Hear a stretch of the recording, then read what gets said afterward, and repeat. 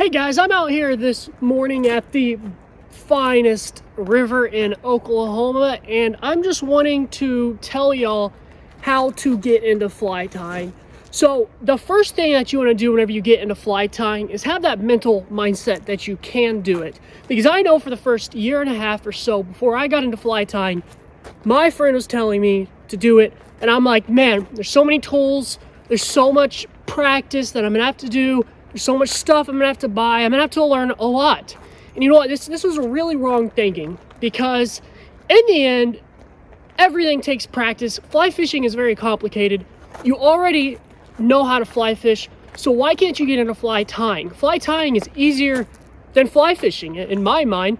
So before you go on with this video, if you're here to start fly tying, then you must break that mental barrier between, oh, it's gonna be too hard, or, oh, I should go ahead and do it. Because after this video, you should go ahead and do it. You should make that decision to start tying flies. It is worth it in the end. So the first tool that I'm gonna show you guys is a vise. And first off, a vise is what you put your hook on, okay? Simple enough. That's not really hard to learn. I recommend the spider vise though. This has a rotary device on it. And what happens is whenever you put the hook on, you start tying. Instead of wrapping your hand around with, say, pheasant tail or something, you can hold it and you can rotate it. So the spider vise Griffin Odyssey is what I recommend. I would choose this over a starter kit if I were you. So the reason why I don't recommend getting a kit is because there's a thing called online. And whenever you find a fly that works in your area, whether you go to a local fly shop or you ask someone while you're fishing what is working, or you find one out yourself of a fly that you bought, well, what happens is you can go online and look up how to make that fly. And maybe just start with the fly that's pretty easy to tie. But the cool thing is if you go to a local fly shop without buying a kit, you can buy the materials for that fly first. You have online. So what's really the point of spending the extra $60 to $80 when you can just use an instruction manual online instead of watching a DVD or something like that? Now, don't get me wrong, making tons of flies, even if they work or not in your area, is really good practice, because what I've found whenever I tie flies is that each fly has its own purpose. Each fly gives its own practice. But you can clearly do this just by finding instructions online and not buying a kit.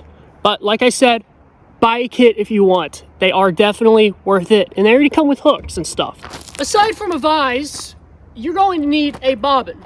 A bobbin holds your thread, and that's really all the detail that you need to know about it. You just put it through the loop, essentially. You can have multiple of these to have multiple colors of thread ready for you. The thing after that is threading scissors. These are nothing special. As soon as you start fly tying, do not spend $60 on a pair of these. You get these from Hobby Lobby, Walmart, really any craft store you go to, and they don't need to be anything special, because in the end, all they are is threading scissors. They're just there to cut the thread from your bobbin. So the next tool I'm going to show you guys is a fingernail clipper.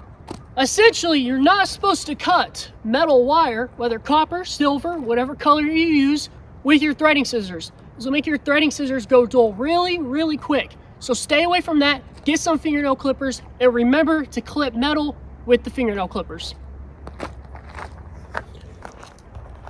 All right, so let's talk about how we finish a fly off. Well, you need cement. And the thing about cement is it can be water-based, it can be Flex Seal, or it's just like glue, right? Depending on what fly you're tying is what cement you'll use. For flies like trout, you're gonna wanna use water-based fly cement. Maybe for streamers, you wanna go glue or Flex Seal, okay. To start off the bat, get water-based head cement. Very good, it works really well. Just find a brand, test it out while you're practicing tying your first flies and see if you like it. I have multiple forms of this stuff just because I feel like they all have a different use. The next finishing tool is this little guy. And whenever you have a container of glue or fly cement, whatever, you're gonna put this guy into the glue, you're gonna dip it in, you're gonna take it out and put it on the fly. Simple as that. And lastly, for finishing a fly is a whip finish tool. Now, I know a few people who tie flies and don't use this, and I think that is wrong. Sorry, Adam. But whenever you start tying flies, honestly, I recommend getting a hook, putting it on the vise, putting some thread on, practice cutting that thread, and then at the very end, just whip finish. Don't even let your first hook tie a fly. Go on YouTube, look up videos of how to whip finish tool, because this thing is going to speed up how quick you tie flies in the long run, and it will be really worth it. So get a whip finish tool and practice with it. All right, and last but not least, we have the hackle pliers. These are great for putting hackle on flies. Now, I recommend getting this right off the bat, but I don't really recommend using it until you've got the basic core of tying flies down and other flies before you start using hackle. Hackle is definitely tough to get used to, but once you get it down, you got it down, and this is the tool to use while you do it. If you know, AR is really addicted to partridge, so whenever it comes to hackling and using these hackle pliers, almost every fly we use is going to take this tool. So get hackle pliers.